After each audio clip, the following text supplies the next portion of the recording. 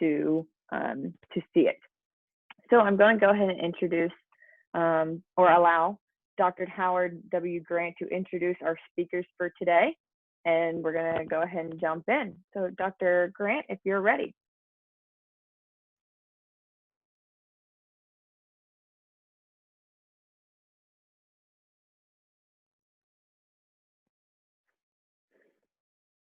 Dr. Grant?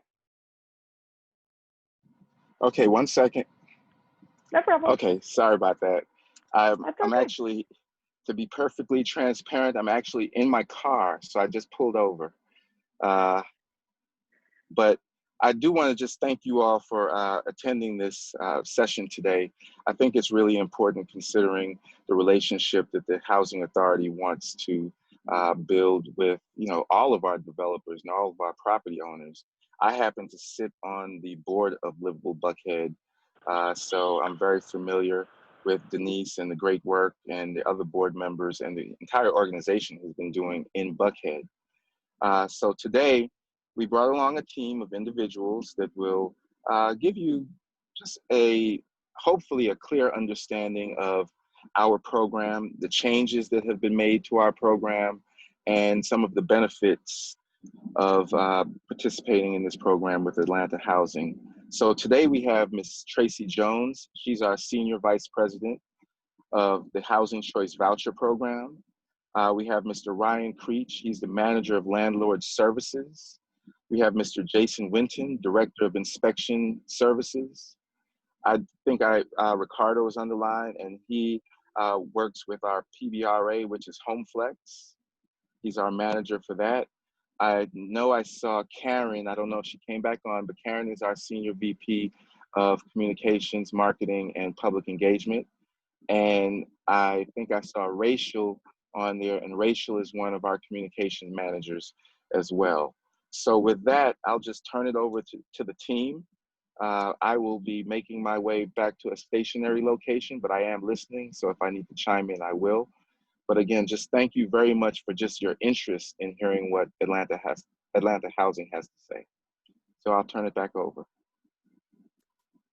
Great, and I'll jump in from here. This is Denise Starling. I'm the Executive Director of Livable Buckhead, and I'm going to start by giving you a little bit of background of why housing is an important topic for us to be talking about for Buckhead specifically. Katie, if you'll go to the next slide, please. So in 2017, we did a master plan for the Buckhead community, really looking at transportation specifically. And as part of that, the consultant team who was working for us identified that housing was actually potentially one of the issues that was a root cause of our traffic problem. And you can see here some of the statistics that sort of led them to that thought. Essentially, we have 10 jobs for every person in Buckhead. So 10-to-1 jobs to household ratio there. We have a lack of housing options, and that means what that leads to is 98% of the workforce comes in from somewhere else to Buckhead. We obviously have the highest rents in the city. We might be probably a little bit behind Midtown now on that, but up there for sure. And then we have 18,000 service sector employees who are basically competing for the only 1,500 units that are in the rent range that they could actually afford. And so, and we continue to lose the amount of affordable housing that we have regularly. So you can see there the 38% decline in that in the last several years since 2011. Next slide, Katie. So with that, we decided, you know what, we need to do a deeper dive look into this. And so what we did after we completed the master plan, we said, okay, we're looking at housing specifically. And so this is the analysis that we did. Essentially, what you're seeing here is we looked at a two-part analysis where we looked at the housing market in detail and then the workforce in detail. Then we put those two side by side and figured out what gaps we had in those. We identified those gaps and then developed an action plan. So all of this was done in last year and a little bit into 2018. And a couple of you that are on this call actually served on our fantastic steering committee who led this work. We had about 50 people from all different kind of perspectives, ranging from workforce housing advocates, to affordable housing advocates, to developers, to the whole range of spectrum on that. Next slide. And so the first of that, I'm going to hit the highlights of the study findings here. Looking at the housing stock, here's some of the key things that we found. The first one is that most of our housing units in Buckhead are rental, are multifamily rental units. That's really not much of a surprise, but a lot of longtime Buckhead people think it's mostly single family housing in neighborhoods. Obviously, we've got a huge growth explosion going on in terms of the different units being added. We had 5,800 units that were built or in the pipeline between 2018 and 2025. And most of this development is actually coming in at the middle and high end of the income range of what people can afford. So it's not really surprising when you think about land costs in Buckhead, but 87% of the new units are at high-end incomes that are only over $50,000 a year can afford. And then we also continue to have the large developments with 250 plus units be the lion's share of what is coming out of the ground. So we don't have much diversity in the type of housing options that are offered.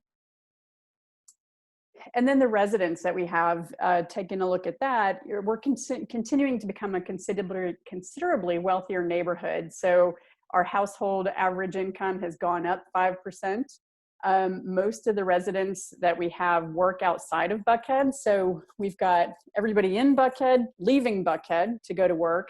And then all the people employed in Buckhead coming in from elsewhere. So if you think about it, we're doing a complete flip-flop of our population every single day. And it's no shock that that results in traffic. And then this third bullet is really, really critical. You're not really supposed to, in a typical household budget, you're supposed to spend about 30% of your income on housing. And what we're seeing on the low end is we've got 70% of the folks on the low end of the spectrum are severely cost burdened. So they're paying a whole lot more than they can really afford in terms of housing. And then, of course, the number of households in Buckhead has increased over time. We are continuing to grow. So next slide, go ahead. Workforce highlights. So that was a snapshot of what is happening on the residential side. And so then we looked at the workforce side of that. And you can see here some of the highlights on that.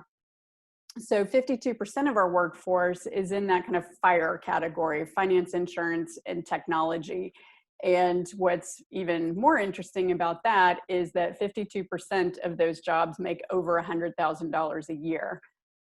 But then we have on the other end of the spectrum, the 30% of the workforce that is food or retail services that make under $40,000 a year. So we've really got that kind of either end of the spectrum and not a whole lot in the middle. And in terms of where we're growing, we're really growing evenly across all the different income sectors, income bands. But the biggest growth is in that kind of middle range with people who are making $50,000 to $75,000 a year. As you can see, 17,000 new workers have been added in those categories since 2010. We mentioned previously that the majority of our workforce comes in from outside the city, but what's even more significant is 50% of the people who come in from outside the city have a greater than 30-minute commute. So they're not only coming in from outside the city, but they're coming from kind of far away. And then almost 1 in 5 Buckhead workers live in the city of Atlanta, with the rest commuting from the north, primarily from the northern suburbs. Next slide. So then what we did, we sort of got those key things about each, the housing and the workforce. And so then we started looking at those two together to figure out where the gaps are.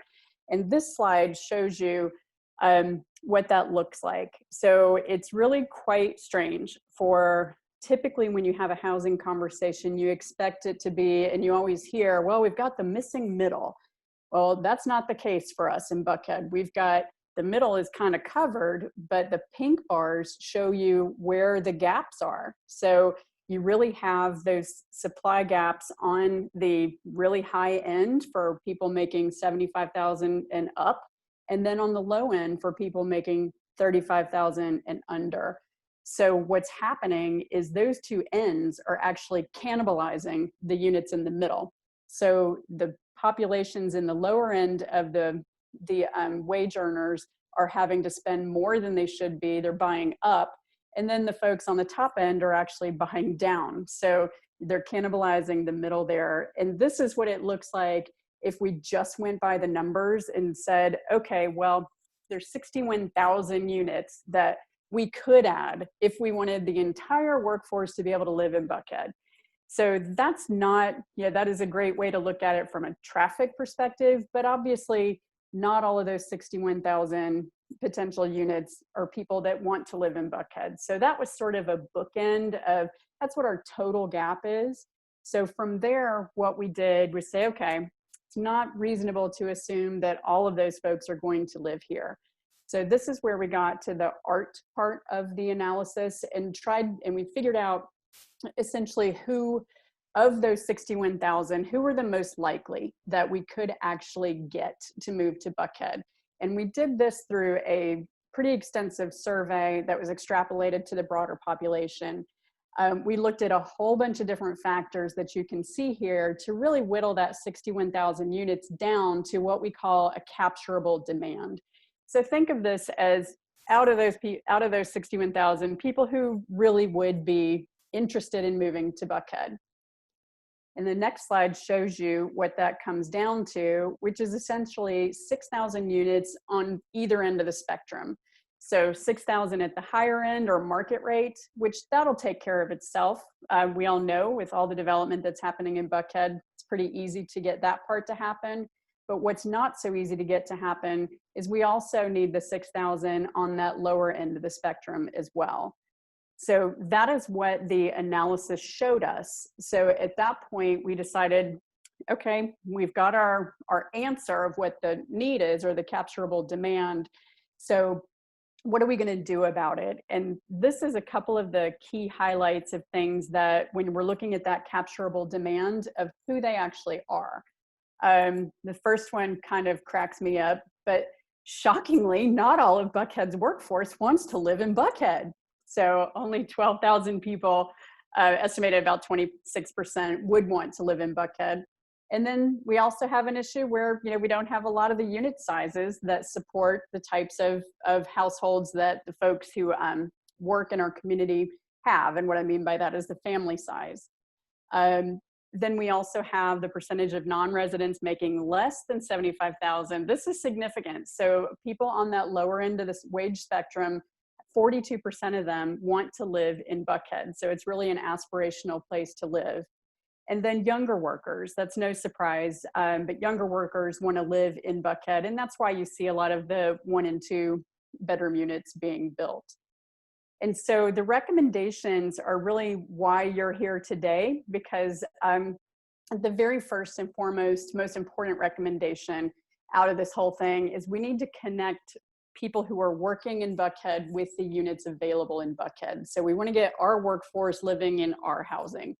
And the part of the way to do that is by working with employers to get preferred employer programs and incentives in place, and then also working on the resident side to help get more of the workforce in those same units as well.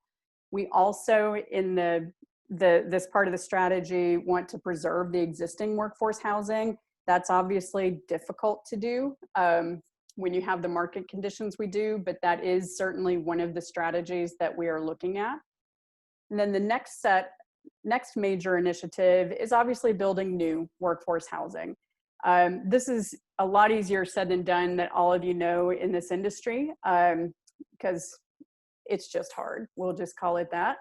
And that little slide was not supposed to pop up in the middle, but we have to look at where that housing needs to go. And in terms of developing that, we need to get the right incentives in place to support that housing. We need different types of housing options. As I mentioned, everything right now is 250 plus units. We need some smaller, different types of options for different types of families.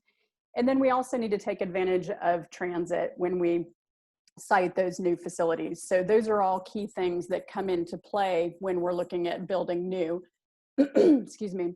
And then the final set of recommendations is really the bread and butter of what Livable Buckhead does and what Katie does every day. And that's working with employers and our workforce to get them out of their cars. So really provide alternative transportation. So those are the key strategies that are coming out of the study. And so what we're here today to do is really talk to you about the incentive programs that Atlanta Housing has available. And we thought it was particularly timely given all of the situation with COVID right now, with rent defaults and all of the type of things that you're facing as apartment managers and owners, that those are the things that you're really trying to address. And so we think this is a big opportunity at this point to take advantage of some of the subsidy programs that Atlanta Housing has available and help really solidify some of your income. I know you all have some income at risk right now, wondering what the default levels are going to rise to. And that's something that Atlanta Housing Strategies could really help underpin your pro formas with. And so I'd love to, at this point, turn it over. That was intended to really just set the stage for the importance of this conversation today. So at this point, I'd love to just turn it over to the team from Atlanta Housing to talk to you about the different programs. So Tracy, I think I throw it over to you.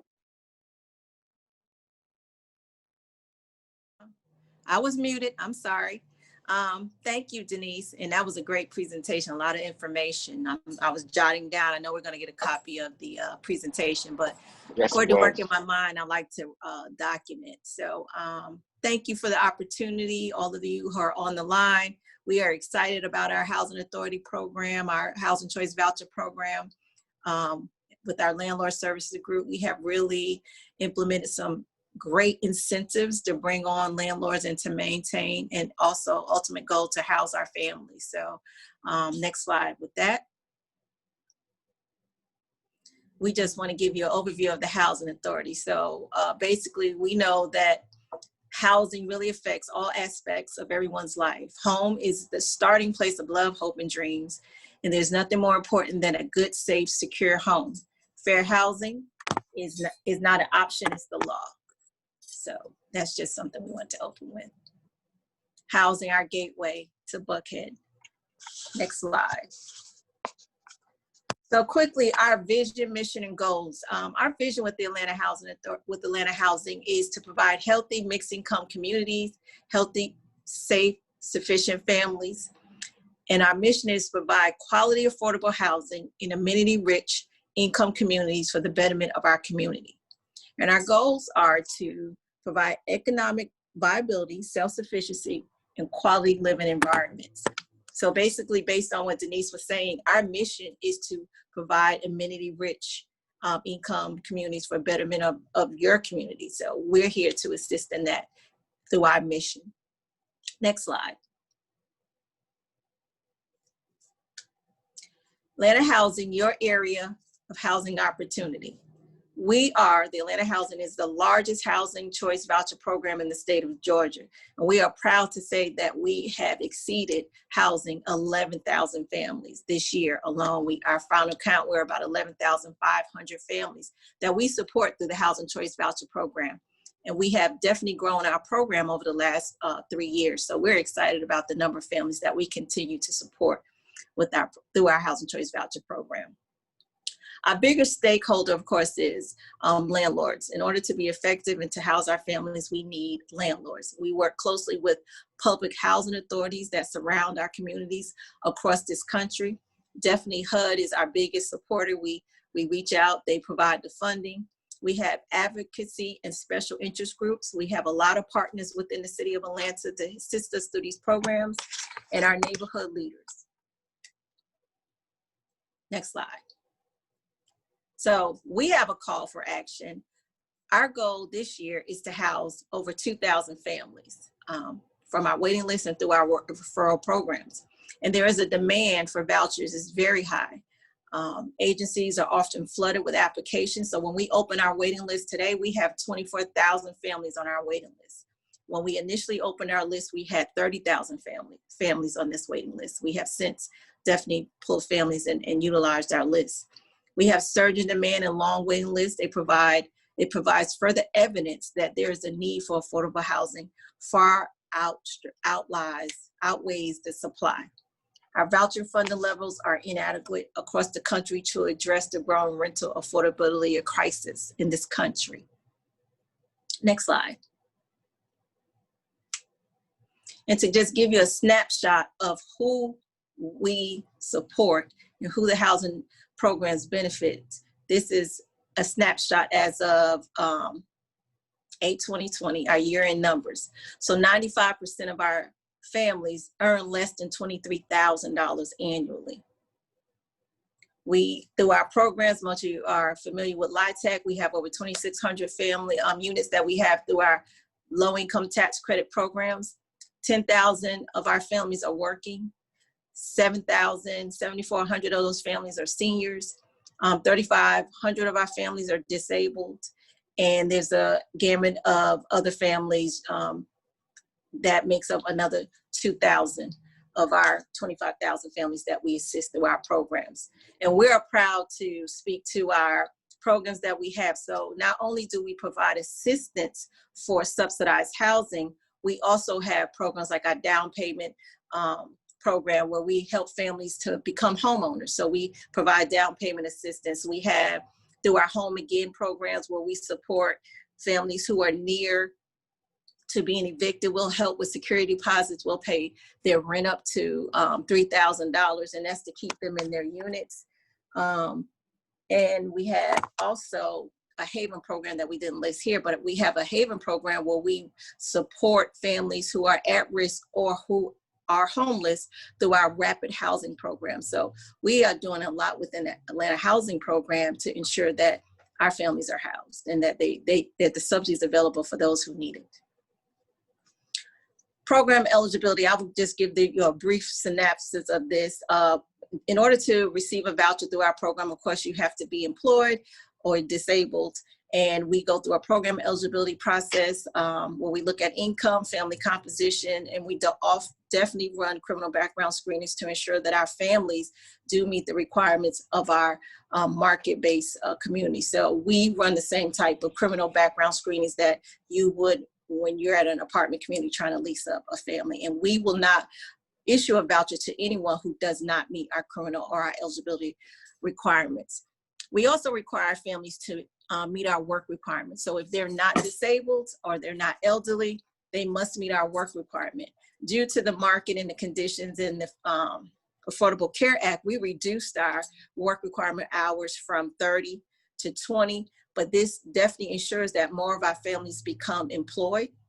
And our goal is to eventually get them to become self-sufficient, that we want all of our voucher participants to either buy a home or graduate off the program. So through our HDS program, which Dr. Grant leads up, we strive to give our families the services that they need to get to that next level. You can go on to the next slide. And our work requirement, real quick, I just kind of went over that. In order to meet our work requirement, you fall within the range of 18 to 61. So if you're 18 to 61, not disabled or handicapped, you must be employed 20 hours a week to meet our work requirement. And we're going to share the slide. You know, in sake of time, I'm just going to keep going because Ryan and Jason has the meat of the program. So I want them to have enough time to share. At the Housing Choice Voucher, our department is made up of 4 sections. We have the Housing Choice Administration and Customer Service Department, and that's really where the VP provides oversight to the voucher administration program. We do budgeting. Our call center falls within this group. We also have referrals, escalations, our VAWA, reasonable accommodations, and our emergency moves is handled within this department. Our Housing Services group is where our case management, new admissions, recertification, briefing. So this is the tenant portion of our department. And this is where all the participant and our tenant activity occurs within this group. This is the biggest group within our department. They make up about 47 staff, and they handle the voucher process from intake through basically termination. Our Landlord Services group is the group that you will be working with closely with, led up by Ryan Creech, and here's where we do our HAP contracting. We determine our rent, inspections, landlord services. If you change ownership or to approve a property owner, requests for tenancy approval, rent schedules are performed in this department in our foreclosure tracking. And then we have a compliance department because we want to ensure that everything we do meets HUD regulations, our auditors, any outside auditor or regulatory operation. This is where this department sits. This is where our quality assurance department operates out of. We have program auditing, so we do internal auditing. We currently review 100% of every file that we process in our department. We have a robust housing choice training program. We have a change management process, so anytime we change something, we can track that. We do background investigations, and our informal and investigating hearings are managed out of our QC training and compliance department. And our leadership is made up of a senior vice president. I have 2 directors, 2 senior managers, and 5 managers that operate 105 employees. So we get a lot done with in all of these things that's listed here. It's a lot, but I know someone told me one time before, we make it look easy. So with the wonderful leadership team that we have, we operate this wonderful program.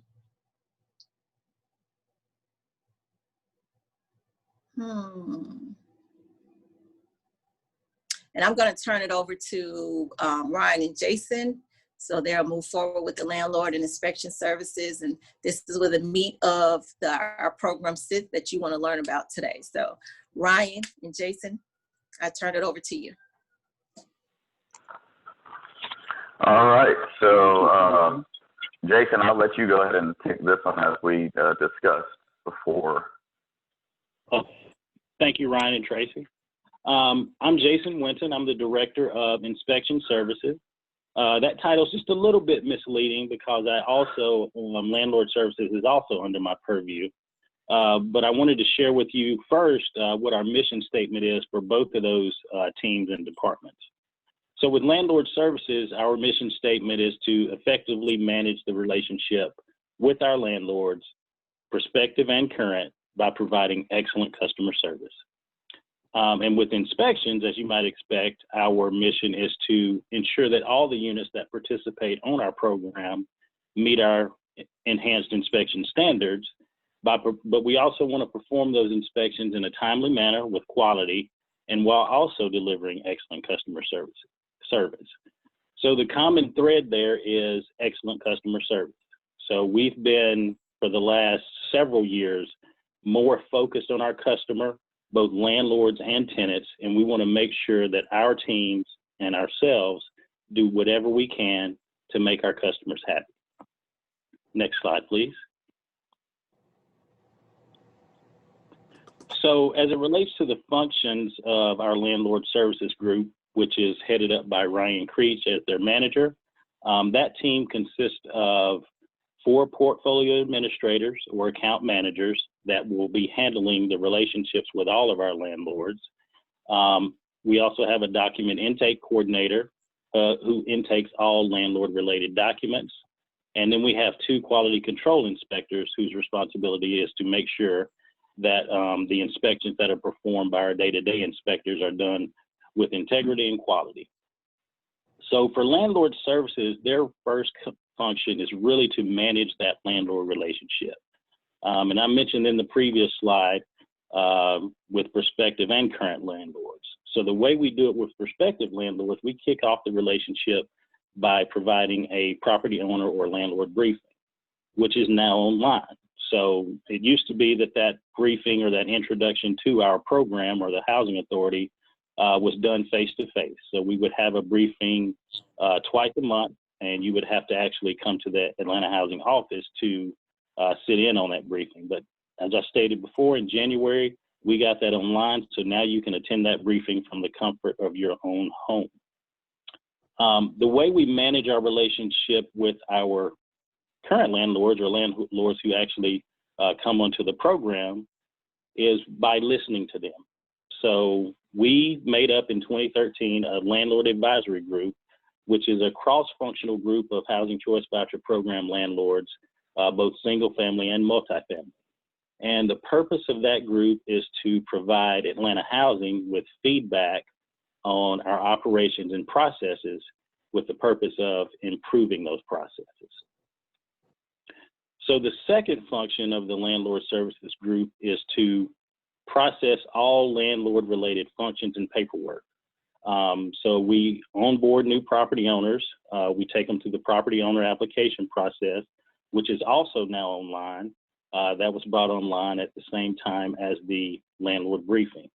So now you can become an Atlanta Housing landlord without ever seeing us or visiting us face-to-face. That team also processes changes of ownership or when one owner or when a person purchases a home that has an Atlanta Housing tenant in it, they process the paperwork for those transactions as well. The team is also responsible for managing the multifamily rent schedules and rent increase requests that we may receive from both single family and multifamily landlords. They process property protection claims, and I'll let Ryan go into that a little bit deeper into the presentation, and he'll explain that to you. But that's really just like an insurance program that we now have for our landlords in the case or event that a tenant actually damages a unit. We also monitor foreclosures for Housing Choice Voucher Program assisted units. And we also assist, and lastly and mostly importantly, we assist in the HAP processing process, which is how you get paid. So we're a part of that process as well. Next slide. So as Tracy mentioned earlier about a lot of the enhancements and improvements that we've made to the process. So over the last 5 or 6 years, we have about 3 slides worth of improvements that we've made to our process to make it a lot easier to do business with us. So I'm going to go over the inspections related improvements we've made to the process over the last few years. The first 2 that you see, expedited lease up and initial inspection self-certification, really go hand in hand. So in order to bring a multifamily community onto the program, the community must meet our inspection standards. So the way we determine that if the community meets our standards overall is we do what we call a property assessment inspection. And that inspection just consists of one of our quality control inspectors coming out and reviewing the exterior of each building at the community, as well as the common areas. So they'll come out and actually give your property an overall score. If your property scores 96 or higher on that property assessment inspection, you'll qualify as high performing and you fall in the expedited lease up category. So what the expedited lease up category allows you to do is to self-certify once you get ready and you found a tenant and you want to bring a tenant into your unit, then we don't have to come out and do an actual inspection of that unit. What we'll do is we'll allow you and the tenant to self-certify that that unit meets our enhanced inspection standards. So if your property scores between an 87 and a 95, you still qualify for self-certification of that unit, but the difference between the 2 is we will come out after that tenant moves in about 45 to 60 days later and actually conduct an inspection on that unit. So that's the difference between those first 2 items on this slide. And back in 2016, we also took a look at our inspection standards, and we also just did that recently again in January of this year. And what we did is we just streamlined and removed standards where we could. We made our inspection standards checklist a lot more user-friendly, so it's not as intimidating.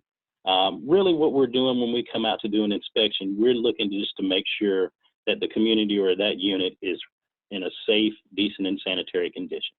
So we're looking for health and safety hazards for the most part, and just trying to ensure that no one would get hurt in that unit. The next incentive is really for single family. It's for single family units, and it's our first time pass bonus. So when this rolled out originally in April of 2016, for any single family unit that came onto the program that passed inspection on the first attempt, we would give them $500. We've since due to COVID, we did away with that incentive because now we're doing inspections virtually. So as you can imagine, they're not as thorough as they would be if we were doing those inspections in person. But we're bringing that incentive back actually on September 1st, but we've reduced the incentive down to $250. So if you have any single family friends out there who own single family units, please share that with them as well. We also, in 2018, we revised our site vicinity standard, and that standard applies to both multifamily and single family units, multifamily communities and single family units as well.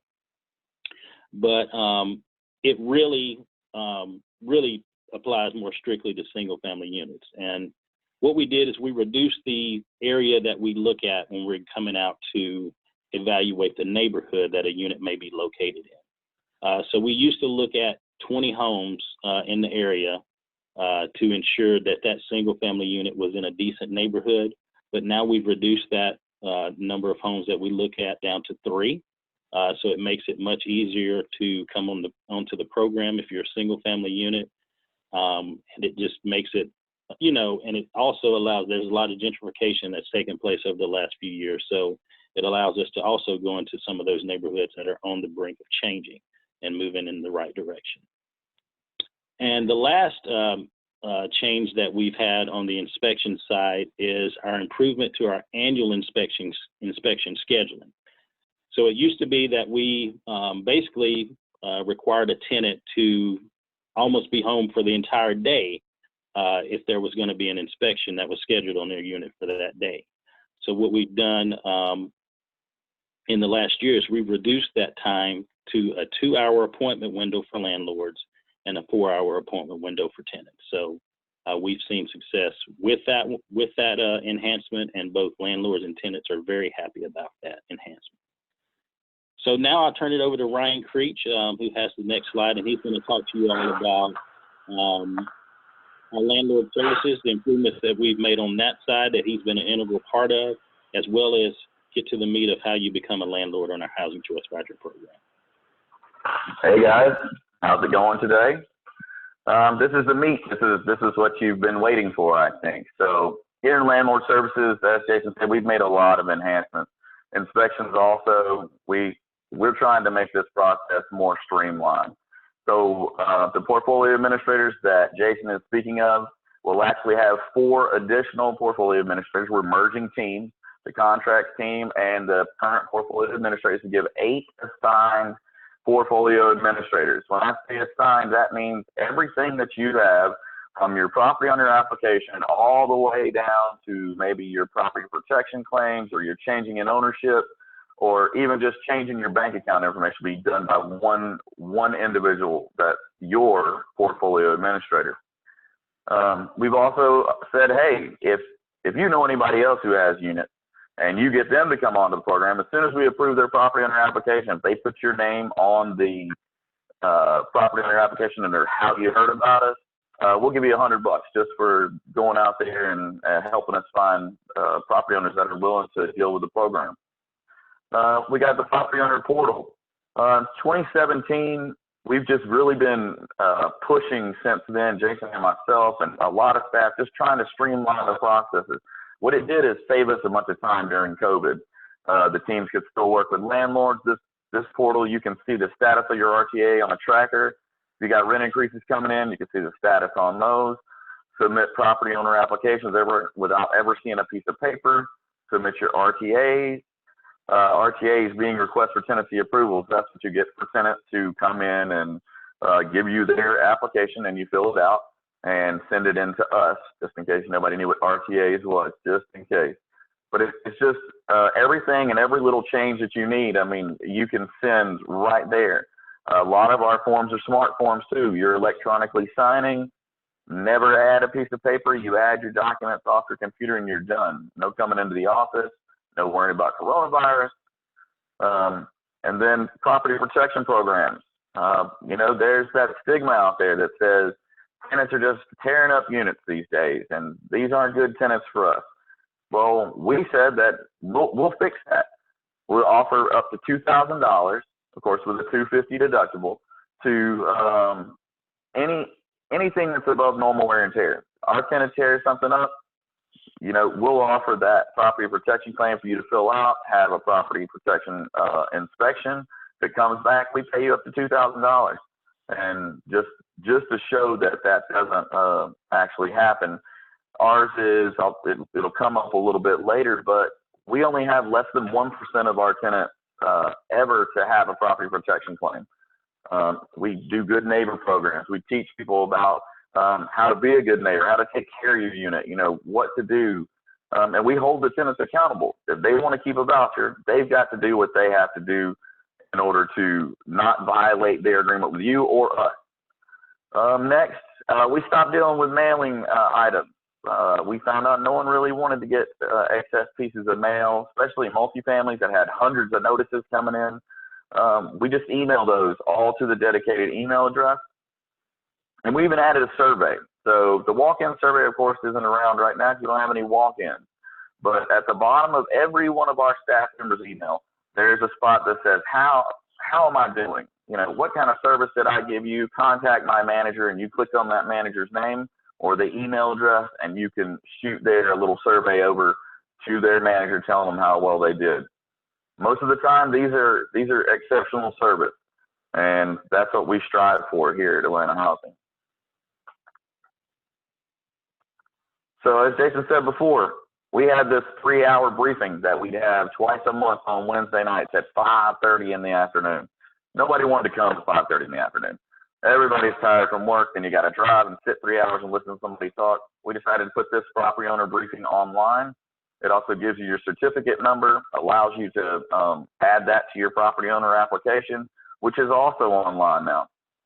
We used to only accept property owner applications either excuse me, at the window or in the office, or by sending it via email. What this did was it allowed for these property owner applications to be missing whatever. You know, I just turned in my application, but Mr. Landlord, how do you want to get paid? We didn't get a voided check from you. We can't pay you any other way, and it costs a lot of back and forth. Our new online applications and our smart forms will not let you complete the forms until they're finished and everything's added that you're supposed to have there. So kind of helps us out. And during COVID, it was quite time for us to go ahead and push out electronic signature. Used to be we only allowed wet signature only on HAP contracts, is what they're called in HUD. We call it the Housing Choice Rental Assistance Agreement and Lease Addendum. We only allowed wet signatures forever. And during the COVID-19 crisis, we were able to put this online. Much easier on electronic signature. You just go through, fill out your points. You never have to really see the tenant after you sign the lease. For most of you guys who are multifamily, you're going to see the tenant. You're going to sign a lease with them in the office, and you're going to sign our paperwork also. That'll be the last time you have to get anything electronic from us, because we're going to go ahead and process your paperwork as either at that high performing level, which would be when you scored 96 or higher on your property assessment. We went a little bit further. We said any property over built in the year 2000 or greater, we're going to give you $105 extra added to the rent offer on top of what the analysis says. And that's for single family units and multifamily communities. But what we also turned around and said, you know, it's not fair for that guy or that community that went out and put in new HVACs for all 100 of his units, or put in new insulation and windows for all 100 of their units, or put in a new electrical panel box and rewired the electrical. It wasn't fair for us not to give boosts to them because they brought it up to the new 2000 standard. So we give a total of $35 for each one of those things I talked about, which equals the exact 105. We put in new payment standards in 2016. These payment standards boosted our payments way up, even though we're at that turning point right now where we have requested the review of the payment standards again. We hope to have that by the 1st of 2021 or mid-2021, depending upon how long COVID lasts. So we've also implemented a rent estimate process. For single families, you just go on the website. You go in there, you type in all your details, it goes over to the rent analyst, and the marketing team sends you out here you go, this is your rent estimate. We go a little further with multifamily. There's a lot more factors out there. We've got number of units available, that you've got to kind of give us. You've got all these different unit types. It's not one address sometimes. So the portfolio administrator and myself actually handle these rent estimates. What we do is we get you to fill out a multifamily rent schedule request form, which should have been part of the collateral that Katie sent you before we were had the meeting. That request form allows us to go ahead up front. We're going to go ahead and figure out your rent up front. We're going to grab on to the rental rate that you and myself and Atlanta Housing can agree on, and we're going to put that into play. And when that's in play, what it does, it takes 3 to 5 days off of your processing time for anything you submit for a tenant to move into your unit. We take up to 24 days on single family. Single family units, we have to determine the rent each time. With a multifamily unit, you don't have to have your inspection, as Jason talked about. Unless you're self-certification, they still wouldn't do it before the tenant moved in. They'd come back within 60 days.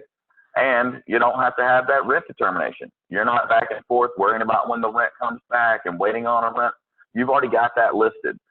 So we're pretty much 5 to 7 days on multifamilies, which is way better than 24. Next slide. All right. So here's what everybody wants to know. Atlanta Housing's always said, hey, it's a lot of paperwork, it's a lot of time, it's a lot of things we got to do. We want to know how. So, like we said, get an upfront rent schedule or rent estimate. Use the form that was attached to the collateral that Katie sent. Send that over to the HD Contracts mailbox, and also copy me. I personally want to look at the items that come in for rent schedules. I come from a property management background. I understand a lot about the markets. I see when some things that other people may not see when it comes to the way units are leased or the way that the market is trending, because I keep up with that. So it's very important for you to send it to the HD Contract mailbox and copy me. That's the first step. Step 2. Well, let's do this first. So I had some calls this week, and the biggest thing is everybody's like, how do I know the tenant can afford their rent? My rent's $1,000, but I don't know what Atlanta Housing's going to pay. Are you paying the whole thing? Or how do I know the tenant can afford their portion? Well, let's look at it this way.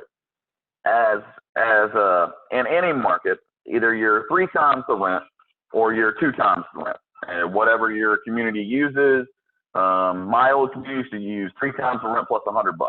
That was how we determined everything. Weird, I know, but makes sense when you think about the way our tenants do it in a way, because it's similar. We say that our tenants will always be able to afford their rent because we only take 30% of that household income that they have. We make sure that if their household income is $12,000 a year, their monthly income is $1,000. If your monthly income is $1,000, obviously 30% of $1,000, they have a $300 rent portion. That $300 rent portion ensures that that's 3 times the rent plus an extra 10% on the end that they can cover. So their rent portion is $300. The total contract rent that you may have on your unit, it could be $1,000 in this case. So that means Atlanta Housing pays you $700. You collect $300 from the tenant because that's their portion. Next slide, please. All right, so step 2. I say 2A because we're going to try to run these applications and assessments and things all at one time. So we have quality control inspectors. These quality control inspectors will do a property assessment, which Jason talked about earlier. They're going to look at the exterior of the building. They're going to look at your common areas. They're going to look at different unit types now. So what we decided to do just recently, we were having multifamilies come on to the program. We do an exterior inspection. All of a sudden, we realized that, okay, well, that's perfect and all, but we're having the inspectors go out for 1, 2, or 3 units just to make sure that the inspection standards are met, and then we're letting someone self-certify or go through the high-performing process. We decided to cut that down. It wasn't fair to make you get an inspection with someone when you can be assessed up front by a quality control inspector. They're going to ask you to do, at this point, a Zoom inspection of each unit type that you have on the program. So if you got a 1-bedroom, a 2-bedroom, and a 3-bedroom, he wants to see one of each of those units and do an assessment and walk through and say, this would have passed a regular inspection if we would have had one. And if that passes, we will go straight to self-certification from the start, from your very first request for tenancy approval that's submitted, or if you're high performing, your first high performing contract that you submit. So remember, as Jason said, a lot of your units are newer here. I mean, you've got, you keep up with your properties. You're in Buckhead, code enforcement's all over the place if you didn't. So if you score 96 or higher, you're a high performing property. You write your own lease using our Housing Choice Rental Assistance Agreement and Lease Addendum, and you send us the details. You turn that in with your request for tenancy approval, signed by you and the tenant with a self-certification form saying, we both self-certify this inspection is going to pass, and I'm fine with the unit, is what the tenant says. And boom, we run it through. You never have to see another signature from us. We're 5 to 7 days. Bam, we're going to activate you for payment. Remember the payments, of course, we only pay those on the 15th and the 30th of the month, and there's about a week before processing. So just kind of remember that. We don't just pay automatically. They come out 2 times. If we did that, we'd have 11,000 payments going out with piece here and piece there. So just keep that in consideration. So step 2B. So on step 2B, we asked you to go ahead and do that property owner briefing. Technically, only one person in your office needs to do the briefing, as long as they're a person who can transact with Atlanta Housing on your property owner application. Only that one person has to take it. So there's no reason to have to worry about everybody taking the briefing if you don't think it's necessary, and they won't be working with it. But we recommend it. Anyone that's going to do business with us, the property owner briefing may be 45 minutes. 45 minutes of your time to answer all the questions that I'm trying to answer here makes it a little bit easier on everyone. You know, you submit your paperwork with everything in it. You know how much the tenant rents are. You know what to do. You've got the things going. Takes less time on the back and forth. Remember that if everything's turned in correctly when you send it to us, the time is cut down because we have to review it. Something's missing. We got to get back with you and pull it back out. So remember to do this briefing. You go right on our website, atlantahousing.org, look under developers and property owners, and click the link that says, I want to take that briefing. I want to take the briefing online. There's 2, because we would still offer the in-person briefing when we come back. It's a possibility, but we've had great success with the briefing online. Remember to put in your property owner application. You just go to our portal, ownerportal.atlantahousing.org. You click the second sign-up button underneath that says, I'd like to become a property owner and submit my property owner application. You click that, add the information, make sure that if you're the property manager, this is the key I can give you. If you're the property manager and you don't want the owner to have to fill out a whole bunch of stuff, only that the owner has to sign saying, I'm the owner, either with your companies, it would be a managing member in most cases, someone that has rights to sign for that portfolio. You fill out everything for them first. Leave them with just the signature. Get everything you can as a property manager first.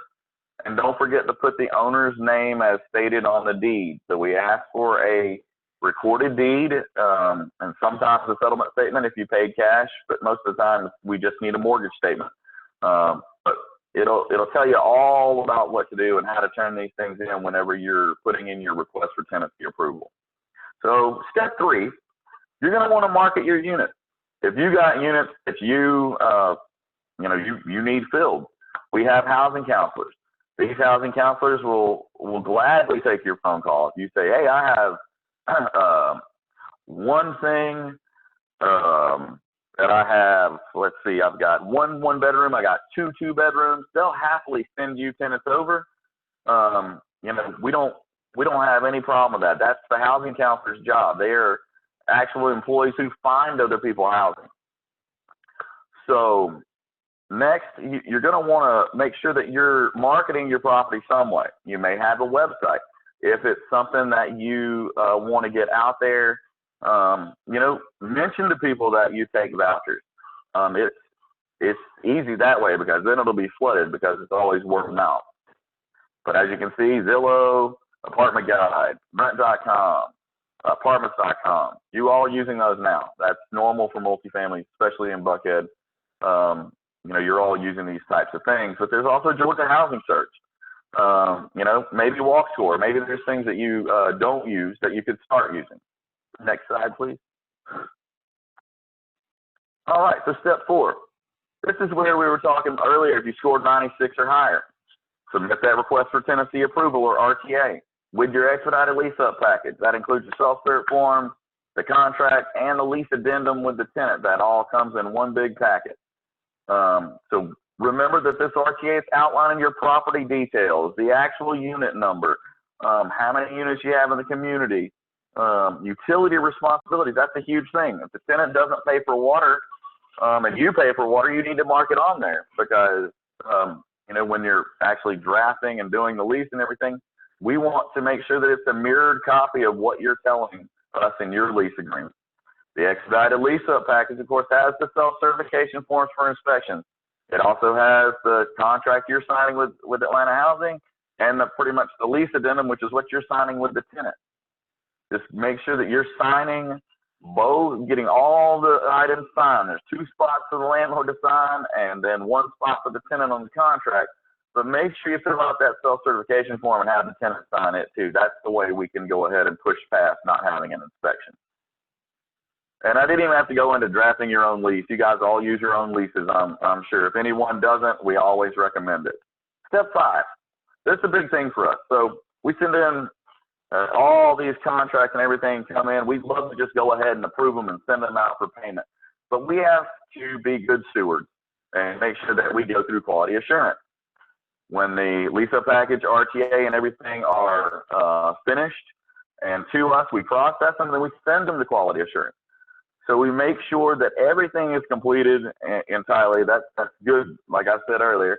But they're going to make sure everything is complete. They're going to make sure everything matches the deeds, the utilities are right, and that these tenants are eligible to actually participate in the program and haven't had any eligibility changes. So step 6, this is your favorite part. And if it's not your favorite part, call me. I can take any payments you don't want. But we activate your contract and we send out your payment. We send those out ACH. So we don't send you check. Or either on the 1st through the 5th or the 15th through the 18th, we'll be sending out those payments to you in your bank account. The owner portal that we discussed before will pop in ledgers of those payments, so you don't have to worry about trying to figure out whose payment came in or what happened. The owner portal outlines everything for every tenant and every payment that we send for any of the check runs. Now, I want to go over a couple little things here. We got leasing incentive fees. So a lot of people are struggling and can't come up with just the deposit. They can afford the rent, but the deposit is sometimes an issue.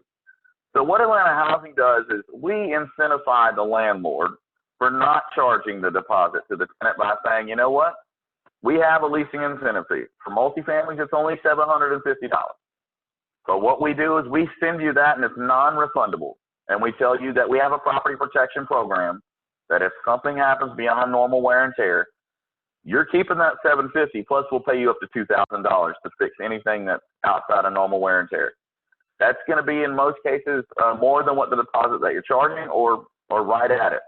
So I'm sure that that's probably a good incentive to get to keep that $750 and not have to write it back. We have 2 different types, though. We have some that are for hardship, and we have others for people who actually jump out there, grab a unit, and put it in within 30 days of receiving their actual RTA. So sometimes time is of the essence. If you can get that application approved and the RTA to us as soon as possible in the first 30 days, you can be looking for that leasing incentive fee. So that's a good incentive to get that back to us as quickly as possible.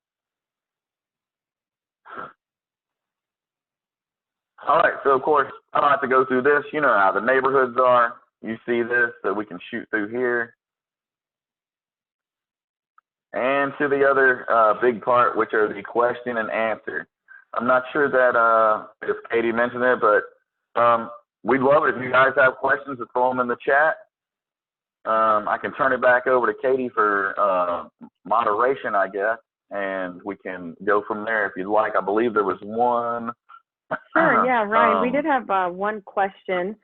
Tasha asked if the housing voucher program was a required program. She said that they were told through Atlanta ordinance that it was required. Can you clarify that a little bit? If you know anything about that.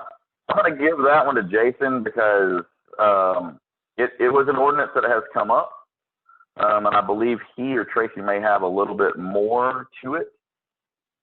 Okay. Or I'm trying to understand the question. Yeah, The question I'm is trying, yeah. the housing choice program is a result of an ordinance by the city?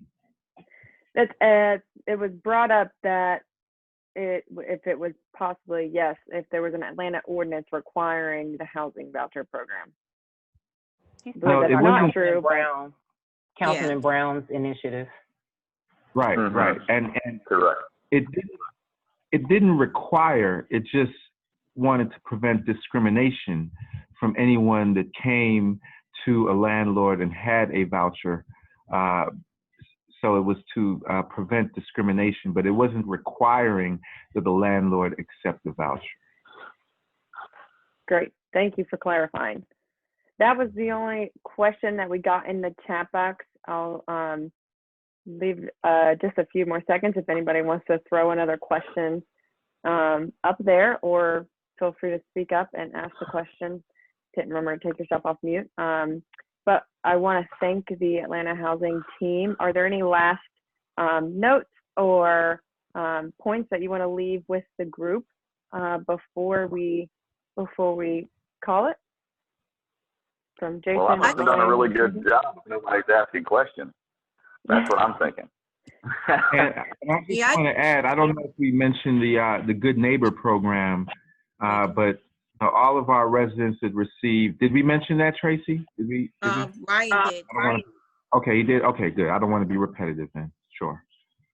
I just want to close on the fact that the Atlanta Housing Choice Voucher Program is one of the most successful run, operated housing choice voucher program in the region. As a department, we focus on customer centric, but additionally, we have improved our operation by being very innovative. So as Ryan shared, the Landlord Services department is nearly, I would say about 95% automated. Like there's really not much reason for any landlord to come into the office to conduct business. We are slowly ramping up the rest of our processes to be the same, to operate at the same level of automation. Also, the incentives that we provide outweighs most of our other housing authorities within the region. We are willing to assist landlords getting on the program, and we actually handhold you through the process. So our customer service department, our staff, we are excited about having the opportunity to meet with you guys and have a conversation about our program. And we are looking forward to potentially sharing our program with you and housing some of our families in the Livable Buckhead area. Thank you so much, Tracy. I know we've gone over a few minutes, so I want to thank everyone who was able to stay. And just as Denise pointed out in the chat box, we want to encourage everyone again to give this a try if it fits your property, and provide some more housing for our Buckhead workforce. So I want to thank everyone again for joining us, and we will send out the recording and as well as all of the materials to join the program and a follow-up thank you email. So thanks everyone for joining us. Bye-bye. Have a great day.